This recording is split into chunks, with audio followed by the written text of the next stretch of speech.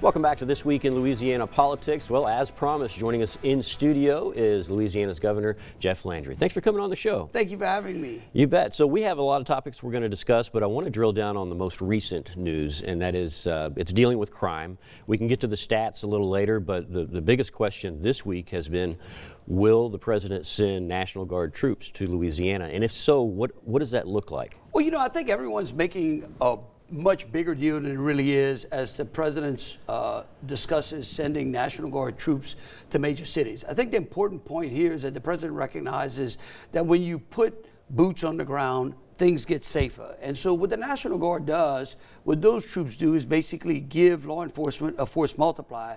Let me make sure you understand.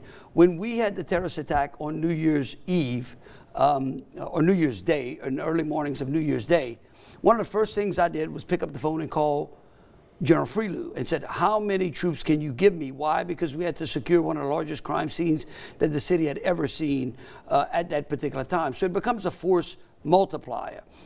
What's different from Louisiana than other major cities is we've been tackling crime in anticipation for President Trump coming into office. He was a complete blessing, not only to the state of Louisiana, but to the country as a whole. What we need is federal resources, whether he wants to bring the National Guard, whether General Bondi wants to give us additional prosecutors, whether a combination of FBI Director Kash Patel and Kristi Noem and them giving us more resources to go ahead and tackle violent crime. When we take violent criminals into the federal court system, there are mandatory minimums there. Some of the things that we did in the crime special session last year. Criminals respond to that. People start behaving. And so I think that's what the president's done. Here's the important part. The part that we should be talking about, the things that the media should be talking about, is our court systems and our district attorneys. Around the country and in certain areas around the state, we've got prosecutors that are not holding criminals accountable. We got judges that are just basically turning our court system into a revolving door.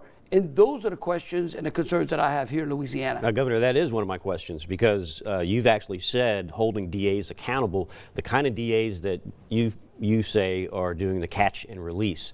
Has there been an instance in Louisiana where your office has held a DA accountable? Well, again, look, it's not. I can only hold a district attorney accountable based upon the law. We've got 42 district attorneys around the state. I would tell you that the vast majority of them are doing a great job. When I talk to those DAs that seem to be problematic, look, the Senate just had a hearing on Jason Williams over in New Orleans. Mm-hmm. It was a pretty good hearing.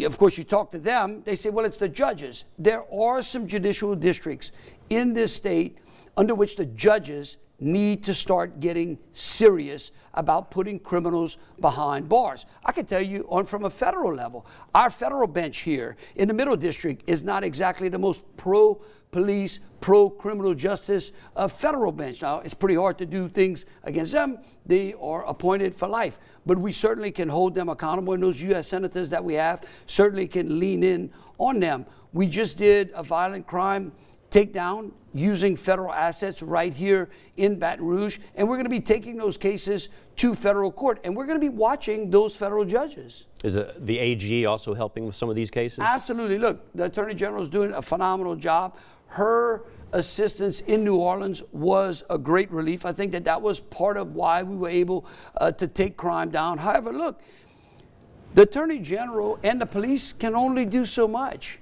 When they go into court, it's up to the judges, okay, to dispense that justice. And if the judges are more criminal friendlier than victim friendly, well, we have a problem. I wanted to get back. Breaks down. I wanted to get back to the troops coming in. You are hearing some pushback, at least from some part of the congressional delegation.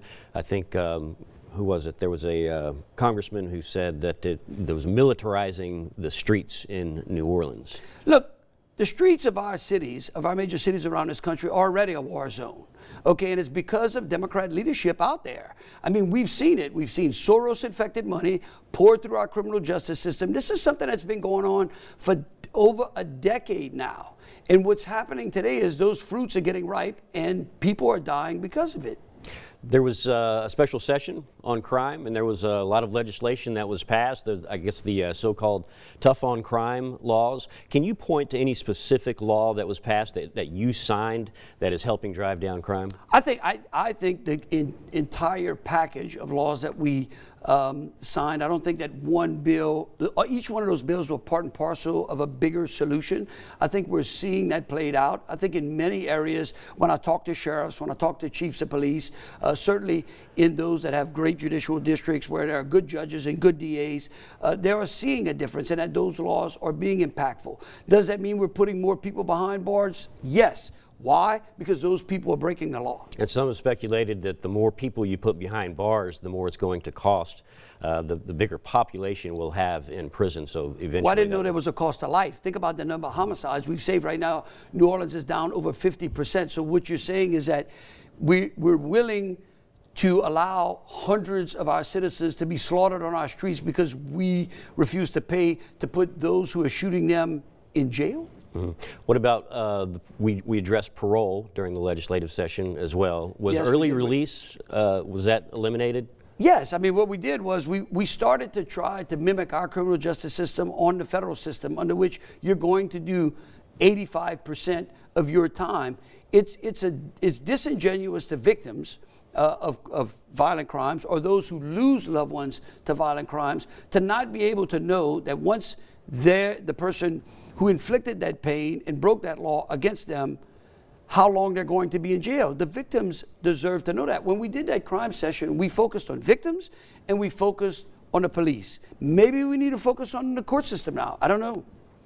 It's a great question. Maybe another special session. Well, or maybe we deal with it in a regular session. We'll see. Look, again, I think that the vast majority of these, look, I know that, look, Hilla is doing a great job here in Baton Rouge with the limited amounts of resources that he has. Him and I have been talking. We're looking at trying to shift resources around the state so that we can give those DAs who want the help and who need the help that they are requesting. Any comments on the Caddo DA?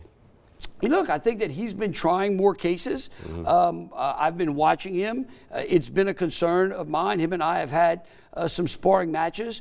I speak to the Attorney General about the way that he is doing work up in Caddo. I know right now he's asking for some more warrants, which is basically some more slots to add ADAs. We're looking at the data, and he probably does need them. And if he keeps trying cases and he keeps putting people behind bars, then we'll just go to the ones that don't. And look, if all 42 DAs are working and the judges are doing what they're supposed to be doing, me and you are talking about great things like the economy and not about crime. All right, we're going to have to leave it there. We'll take a break, and we have a few more questions for you when we return.